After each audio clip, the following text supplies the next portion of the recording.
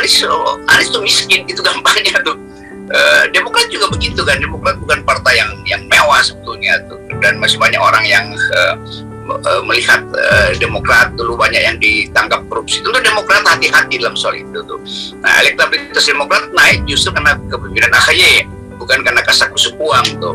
Demikian juga PKS juga bahkan mewajibkan setiap orang untuk membiayai dirinya sendiri. Jadi ini kesulitannya, yaitu dasar sumbangannya apa nanti. Lain kalau kita udah punya semacam undang-undang pembiayaan partai politik, itu lebih terbuka. Jadi tetap keperluan kita, FNS saya terutama, memantau apakah Anies masuk dalam jebakan money politics. Kalau itu ya udah, kita bye-bye juga, pada kita discontinue pada Anies, walaupun dia mau continue to change. Tapi kemarin kita singgung ya, ada suatu peristiwa di Jawa Tengah yang kepala desa itu, yang kepala desa katanya ini sepupunya Gus Mahasin atau siapa namanya, dan dia memenangkan pilkades, bukan pilkada ya. Ini melawan politik uang, dan kemudian rakyat merayakan dengan duit orang bagi. Coba kita tonton sebentar ya, videonya ini menarik ini. Okay.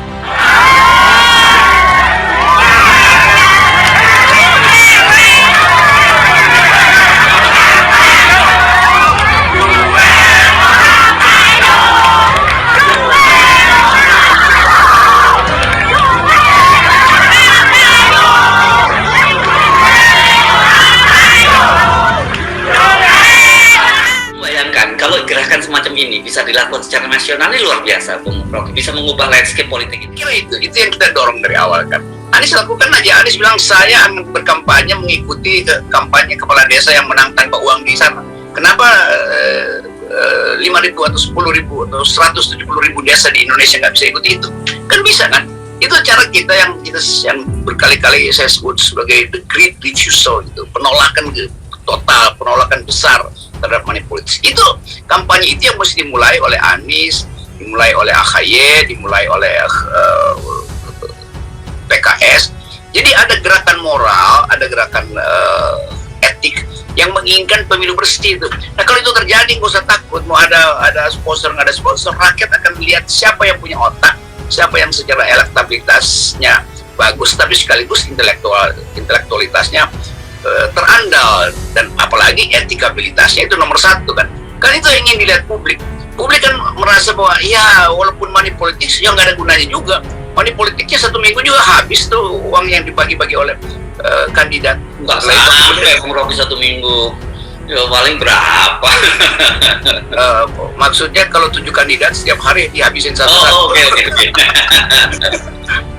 Jadi sebetulnya money politics itu tidak insignifikan kan? Ya. Oke, jadi kita melihat ada kesempatan bangsa ini untuk memperbaiki dirinya melalui contoh kecil dari sebuah desa kecil di Jawa Tengah yang memungkinkan kita percaya bahwa tanpa money politik kita bisa menapis.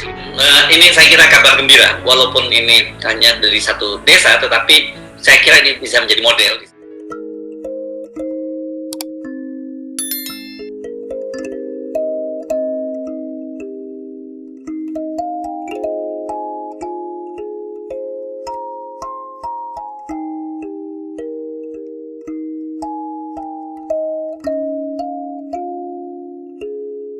Saya itu termasuk yang meyakini, dan saya sering katakan berkali-kali, bahwa inspirasi itu nggak datang dari meditasi.